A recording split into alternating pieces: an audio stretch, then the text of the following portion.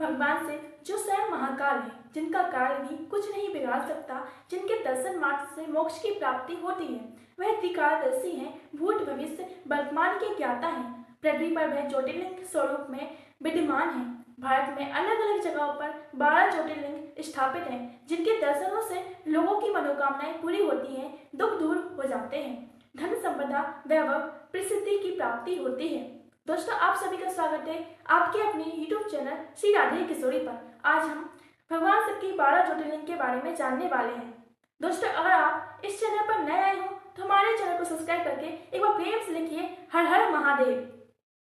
पौराणिक मान्यता के अनुसार जो व्यक्ति 12 ज्योतिर्लिंग के नाम भी जपता है तो वह सभी कष्टों से दूर हो जाता है, उनके सारे पाप नष्ट हो जाते हैं। मनोकामनाओं की पूर्ति के लिए इन ज्योतिर्लिंग के नामों का जाप किया जाता है।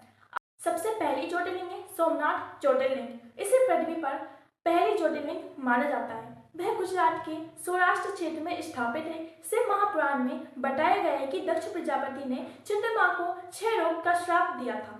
तब इससे मुक्ति के लिए चंद्रमा यहाँ पर भगवान शिव को प्रसन्न करने के लिए उनकी कठोर तपस्या की। ऐसी भी मान्यता है कि चंद्रदेव ने इस शिवलिंग की स्थापना की। दूसरी ज्योतिर्लिंग है मल्लिकार्जुन ज्योतिर्लिंग। श्री मल्लिकार्जुन ज्योतिर्लिंग आंध्र प्रदेश में कृष्णा नदी के तट पर श्री शैल पर्वत पर स्थित है।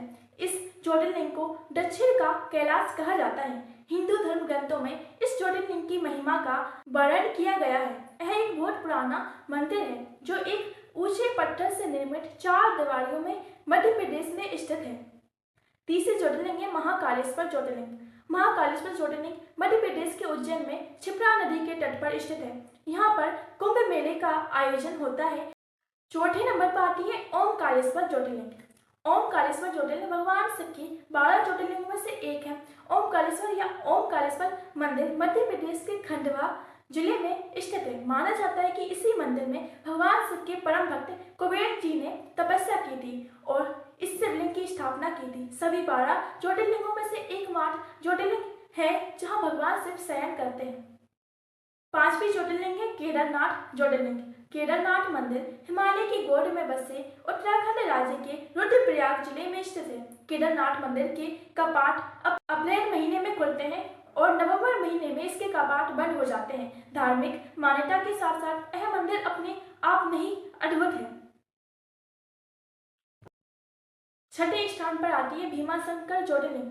12 प्रमुख ज्योतिर्लिंगों में भीमाशंकर छठे स्थान पर आती है। इस ज्योतिर्लिंग के दर्शन मात्र से मनुष्य के सारे कष्ट दूर हो जाते हैं। यही 60वें स्थान पर है काशी विश्वनाथ ज्योतिर्लिंग। काशी विश्वनाथ मंदिर शिव जी के 12 ज्योतिर्लिंगों में से एक महत्वपूर्ण मंदिर है। यह मंदिर उत्तर प्रदेश के वाराणसी जिले में स्थित है। इसे विश्वेश्वर ज्योतिर्लिंग के नाम से भी जाना जाता है। काशी विश्वनाथ हिंदू आस्था का महत्वपूर्ण केंद्र है। 8वें स्थान पर है त्र्यंबकेश्वर ज्योतिर्लिंग। महाराष्ट्र के नासिक जिले में स्थित है। त्र्यंबकेश्वर मंदिर के पास ब्रह्मगिरी पर्वत है। यहीं से गोदावरी नदी निकलती है। यहाँ स्थित शिवलिंग में ब्रह्मा विष्णु महेश की एक साथ पूजा की जाती है। इस क्षेत्र में गौतम ऋषि ने भगवान शिव जी को प्रसन्न करने के लिए तप किया था। उनकी तपस्या से प्रसन्न होकर शिव जी प्रकट हुए थे। तब से ही शिव जी की यहाँ ज्योति स्वरूप विराजमान है। 9वें स्थान पर है बैद्यनाथ ज्योतिर्लिंग। त्रेता युग में रावण शिव जी का परम भक्त था। वह हिमालय में शिवलिंग बनाकर तपस्या कर रहा था। उनकी तपस्या से प्रसन्न होकर भगवान शिव प्रकट हुए। रावण ने कहा कि उसे यह वरदान चाहिए कि वह शिवलिंग लंका ले जाना चाहता है। तब भगवान शिव ने वरदान दे दिया और एक शर्त रखी कि तुम इस शिवलिंग को जहाँ रखोगे यह वहीं स्थापित हो जाएगी। रावण ने इस बात को स्वीकार कर लिया। रावण शिवलिंग उठाकर लंका ले जा रहा था। तभी रास्ते में उसने शिवलिंग गलती से वहां रख दी। इसके बाद शिवलिंग वहीं स्थापित हो गई। रावण ने उस शिवलिंग को उठाने की कई कोशिश की, लेकिन वह शिवलिंग उससे नहीं उठ पाई। निराश होकर वह अकेले ही लंका चला गया। इसके बाद सभी देवी देवता वहां आकर भगवान शिव की पूजा करते हैं। इसके बाद वहां स्वयं भगवान शिव प्रकट होते हैं और सभी की प्रार्थना सुनकर ज्योति रूप में वहां विराजित हो जाते हैं।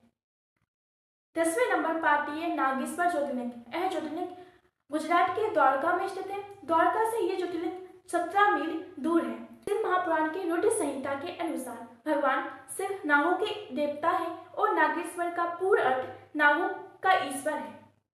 11वीं ज्योतिर्लिंग का नाम है रामेश्वरम ज्योतिर्लिंग। यह ज्योतिर्लिंग तमिलनाडु के रामनाथपुरम में स्थित है। त्रेता युग में रावण के वध के पश्चात भगवान श्री राम लंका से लौट रहे थे।